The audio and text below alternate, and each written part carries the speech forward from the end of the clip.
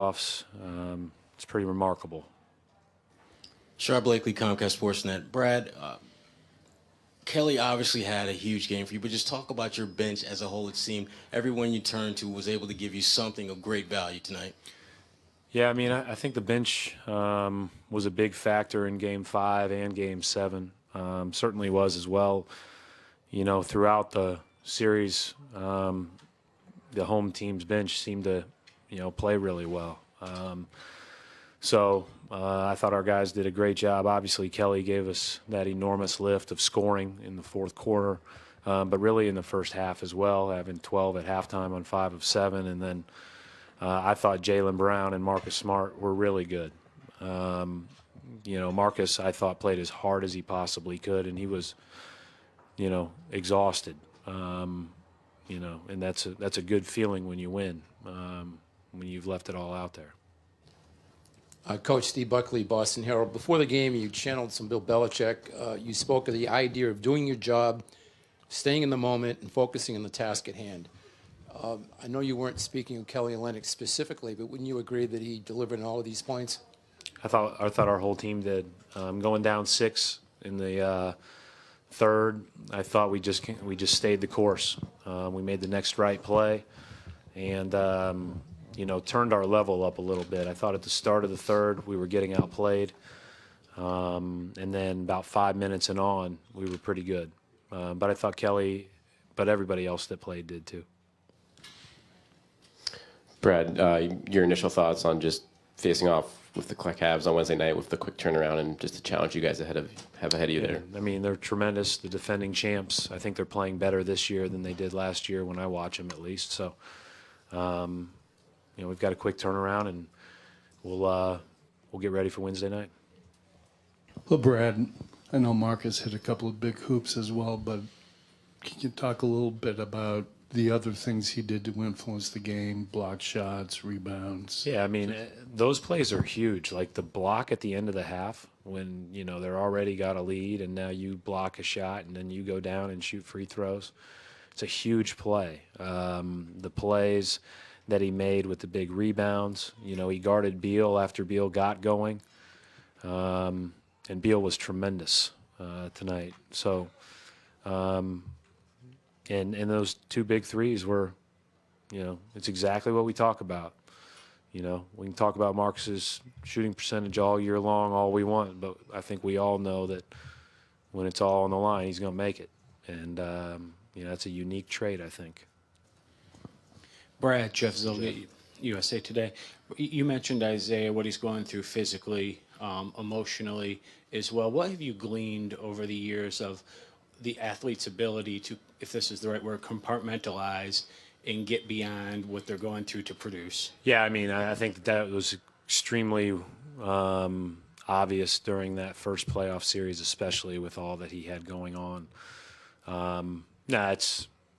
It's amazing. I mean, I think that obviously these guys out here can do things physically that most people can't do, but the resolve and the ability to compartmentalize, as you said, and perform on that stage that way, I mean, that's another very, very rare skill set, I think, and hats off to all of them, but Isaiah certainly is special in that regard. Brad, Steve Bulpett, Boston Herald. I'm guessing you'd like more time to prepare and scheme for Cleveland, but is it almost better to just roll into it after this? I've seen them play before. We played them 4 times. I think they're better than any of the 4 times we played them, including the last one where they smashed us. So we're going to have to play really well. And so as we go into tomorrow, the most important thing the coaches can do, the assistant coaches that have already worked on the scouting stuff ahead of time, and myself, is make it as simple as possible in a short turnaround, which is easier said than done against these guys. But what a special opportunity to get a chance to compete against them. Brad, we talk a lot about taking steps in this league, and your guys, the core of this team, has gone from a team that hadn't won a playoff series to now winning 2 and getting to a conference final. What What does that say about your guys and how far you've been able to progress over the last few years with this group?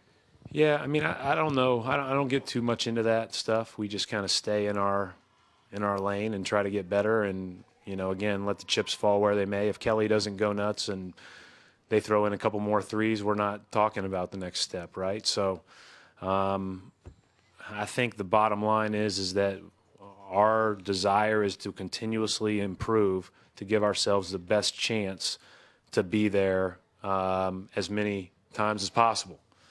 And, it's hats off to our guys. I think a lot's been made to them about the last 2 years. And, the first year we played Cleveland and I thought that we were lucky to even be in the playoffs. Last year, I thought we did a lot of good things and probably played better at times than was discussed. And then, it's good to be able to validate the progress by winning a couple rounds. But I think the bottom line is that there's always tomorrow. And so you just focus on tomorrow. Brad, Taylor Snow, Celtics.com. The atmosphere tonight seemed to be at a different level. How much of an impact do you think that played, and how important is it to maintain that going into the next round too? I mean, it was ridiculous. It was fantastic. It was unbelievable. I've tried to tell my friends back in Indiana, even being in the last 2 years in the playoffs, that there's no place like this building in the playoffs. And, I'm not sure that I've even felt that this building had ever reached this level tonight, at least since I've been here. I wasn't fortunate enough to live some of those good memories of the past. But hopefully we can keep, having nights like tonight. Jared Weiss, CLNS Media.